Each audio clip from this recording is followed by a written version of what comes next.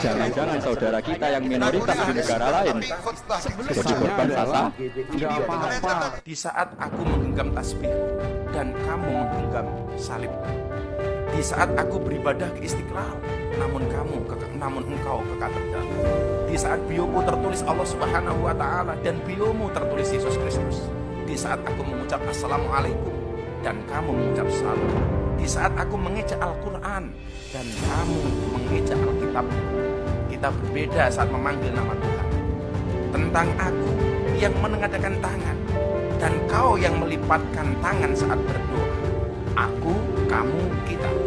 Bukan Istiqlal dan katedral yang ditakdirkan berdiri berhadapan dengan perbedaan namun tetap harmonis.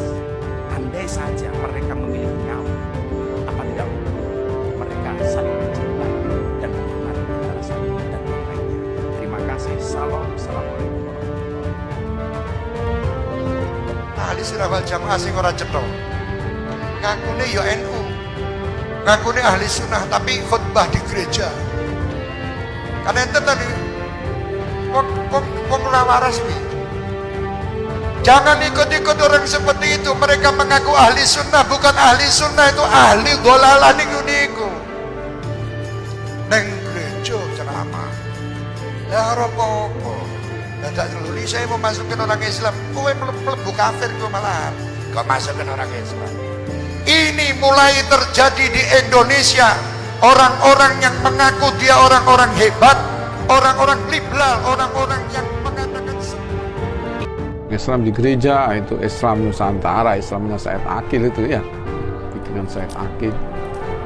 Kesannya adalah nggak apa-apa, ke gereja nggak apa-apa, ada salibnya di atasnya nggak apa-apa. Inilah kesan-kesan yang membenarkan kekufuran, kesyirikan. Katanya Miftah, kami memanggil Allah, mereka memanggil apa?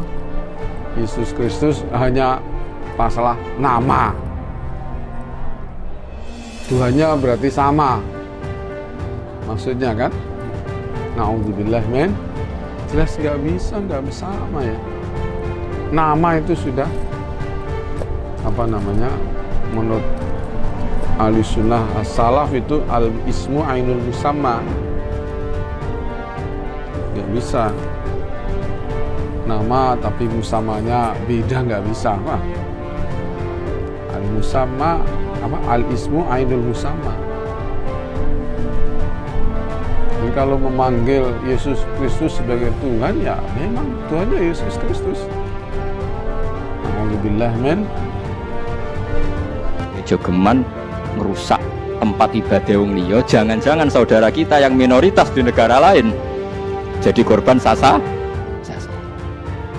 Nak niatem ngono iku toleransi yang baik. Jogeman merusak tempat ibadah wong liya, jangan-jangan saudara kita yang minoritas di negara lain jadi korban sasa. Ane yo jogeman gedeng wong sugih teman-teman, yo jogeman gedeng melarat teman-teman. Jogeman iki fatwa ilmiah. Terus sampean kudu mikir dadi makana. Dadi maknane tamkin itu cara Imam Ghazali, cara Ibnu Khaldun apa? Adna malin wa adna napa? Yang untuk mengawal agama. Assalamualaikum warahmatullahi wabarakatuh. Setelah beredarnya orasi kebangsaan saya di sebuah gereja di Jakarta Utara, tepatnya di GBI Penjaringan atas undangan panitia. Saat itu saya hadir bersama Gubernur DKI Jakarta Mas Anies Baswedan, Sekjen PBNU Gus Helmi, dan beberapa tokoh agama, ada FKUP lah di sana. Dan itu atas undangan mereka. Acara yang diberikan kepada saya pun judulnya orasi kebangsaan dalam rangka peresmian GBI, bukan dalam rangka peribadatan. Dicatat, dalam rangka peresmian, bukan dalam rangka peribadatan. Gara-gara itu kemudian saya dihujat banyak netizen dengan mengatakan Miftah sesat, Miftah kafir, syahadatnya batal dan lain sebagainya. Terus minta maaf. Saya bersyukur, alhamdulillah. Nah, saya kemudian hanya mikir begini. Orang seperti saya yang kebetulan dikasih oleh Allah menjadi orang yang mampu membimbing sekian ratus orang untuk bersyahadat menjadi seorang mu'alaf. Hanya gara-gara video tersebut saya dikatakan kafir. Luar biasa. Itulah dakwah zaman sekarang. Kalau dakwah zaman dulu tugasnya adalah mengislamkan orang kafir, dan dakwah hari ini mengkafir-kafirkan orang Islam. Kemudian ada pertanyaan, apa kemudian landasan atau dalil yang melatar belakangi hadirnya Gus Miftah di acara tersebut, selain tentunya diundang oleh panitia? Oke, akan saya bacakan satu kutipan keterangan dari kitab Mausu'ah Fiqih Kuwait. Kitab ini berisi tentang ensiklopedia persoalan fikih dari berbagai mazhab. Kira-kira begini penjelasannya, tolong disimak. Bismillahirrahmanirrahim. Yara al-Hanafiyah annahu yukrahu lil muslim dukhulil bi'ah wal kanasiyah li'annahu majma'u syayatin la min haitsu innahu laisa lahu haqqud dukhul. Wa dhahaba ba'du syafi'iyyah fi ra'yin ila annahu la yajuzu lil muslim dukhuluha illa bi idnihim. Wa dhahaba al-ba'du al-akhar fi ra'yin akhar ila annahu la yahrumu dukhuluha bi ghairi idnihim.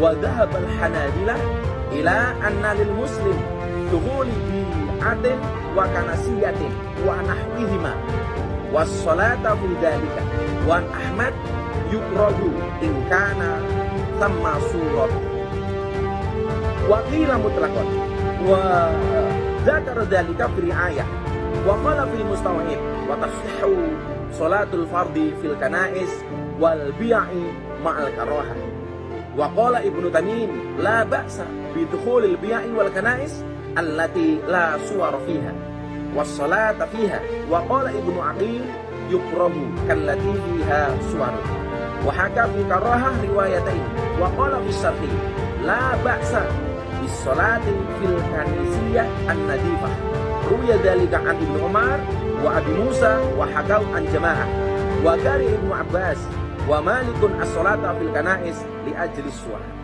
Nah, di dalam keterangan ini minimal ada 4 perbedaan pendapat ulama tentang masuk gereja, bahkan sholat yang ada di dalamnya. Saya pikir saya nggak perlu menerjemahkan karena para netizen terutama yang menghujat saya tentunya lebih alim daripada saya. Nah, jadi saya pikir nggak perlu diterjemahkan, pasti Anda sudah paham. Terima kasih, salam cinta saya kepada semuanya, termasuk yang berbeda pendapat dengan saya, bahkan yang menghujat saya. Matur nuwun. Assalamualaikum warahmatullahi wabarakatuh. Assalamualaikum warahmatullahi wabarakatuh. Setelah beredarnya orasi kebangsaan saya di sebuah gereja di Jakarta Utara, tepatnya di GBI Penjaringan atas undangan panitia. Saat itu saya hadir bersama Gubernur DKI Jakarta Mas Anies Baswedan, Sekjen PBNU Gus Helmi, dan beberapa tokoh agama, ada FKUB lah di sana. Dan itu atas undangan mereka. Acara yang diberikan kepada saya pun judulnya Orasi Kebangsaan dalam rangka peresmian GBI, bukan dalam rangka peribadatan. Dicatat, dalam rangka peresmian, bukan dalam rangka peribadatan. Gara-gara itu kemudian saya dihujat banyak netizen dengan mengatakan Miftah sesat, Miftah kafir, syahadatnya batal, dan lain sebagainya. Gus Miftah marah. Nah, saya bersyukur, alhamdulillah. Nah, saya kemudian hanya mikir begini. Orang seperti saya yang kebetulan dikasih oleh Allah menjadi orang yang mampu membimbing sekian ratus orang untuk bersyahadat menjadi seorang mu'alaf. Hanya gara-gara video tersebut saya dikatakan kafir. Luar biasa. Itulah dakwah zaman sekarang. Kalau dakwah zaman dulu tugasnya adalah mengislamkan orang kafir, dan dakwah hari ini mengkafir-kafirkan orang Islam. Kemudian ada pertanyaan, apa kemudian landasan atau dalil yang melatar belakangi hadirnya Gus Miftah di acara tersebut, selain tentunya diundang oleh panitia? Oke, akan saya bacakan satu kutipan keterangan dari kitab Mausu'ah Fiqih Kuwait. Kitab ini berisi tentang ensiklopedia persoalan fikih dari berbagai mazhab. Kira-kira begini penjelasannya, tolong disimak. Bismillahirrahmanirrahim.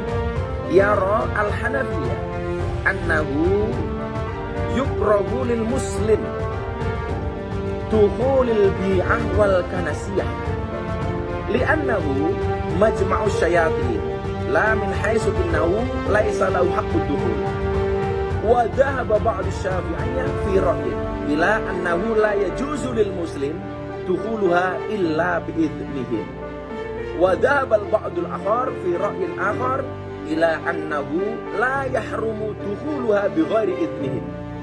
Wa dhahaba al-hanabilah ila anna lil muslim dukhul bi'atin wa kanasiyatin wa nahwihima was salata fi dhalika wa Ahmad yukrahu in kana thamma surat wa qila mutlaqan wa dzakara dhalika fi ri'ayah wa qala fil mustaw'ib wa tasihhu salatul fardhi fil kanais wal bi'i ma'al karahah.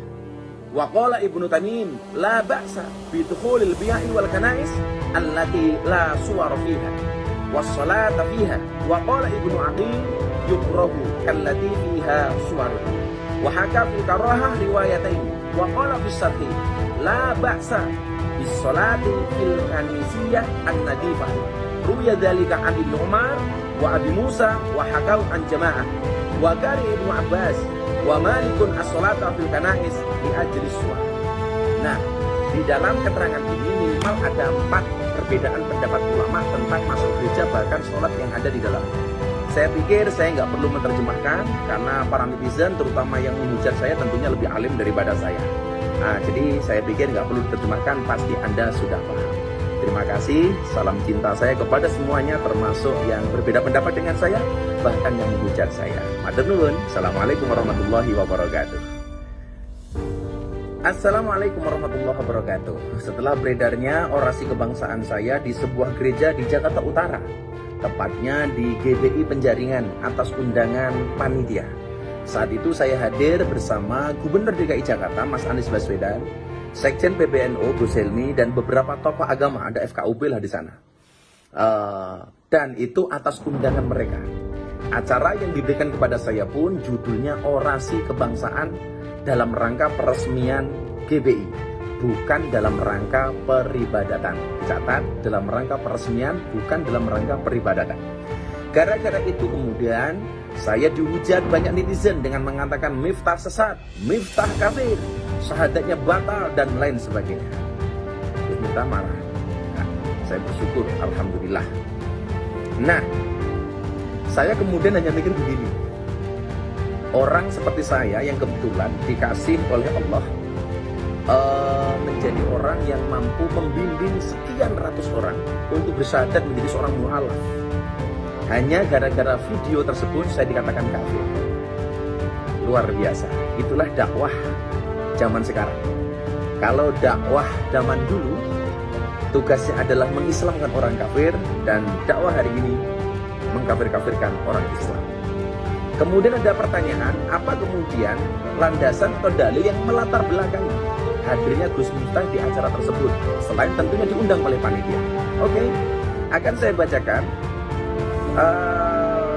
satu kutipan keterangan dari kitab Mausu'ah Fiqih Kuwait. Kitab ini berisi tentang ensiklopedia persoalan fikih dari berbagai mazhab. Kira-kira begini penjelasannya, tolong disimak. Bismillahirrahmanirrahim. Yara al-Hanafiyah annahu yukrahu lil muslim dukhulil bi'ah wal kanasiyah li'annahu majma'u syayatin la min haitsu innahu laisa lahu haqqud dukhul. Wa dhahaba ba'd asy-syafi'iyyah fi ra'yin ila annahu la yajuzu lil muslim dukhuluha illa bi idznihim. Wa dhahaba al-ba'd al-akhar fi ra'yin akhar ila annahu la yahrumu dukhuluha bi ghairi idznihim. Wa dhahaba al-hanabilah ila anna lil muslim dukhul bi'atin wa kanasiyatin wa nahwihima was salata fi dhalika wa Ahmad yukrahu in kana thamma surat. Wa qila mutlaqan wa dzakara dhalika fi ayat wa qala fil mustaw'ib wa tasihhu salatul fardhi fil kanais wal bi'i ma'al karahah. Wa qala Ibnu Tamim la ba'sa bi dukhulil bi'i wal kanais allati la suwar fiha was-salata fiha. Wa qala Ibnu Aqil yukrahu kallati fiha suwarun. Wa haka fil karahah riwayatain. Wa qala fis sahih la ba'sa bis-salati fil kanisiyah an-nadifah. Ruya dzalika an Ibnu Umar wa Abi Musa wa hakau an jamaah. Wa kari Ibnu Abbas wa Malikun as-salata fil kanais li ajlis suwar.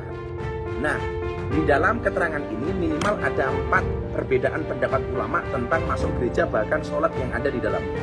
Saya pikir saya nggak perlu menerjemahkan karena para netizen terutama yang menghujat saya tentunya lebih alim daripada saya.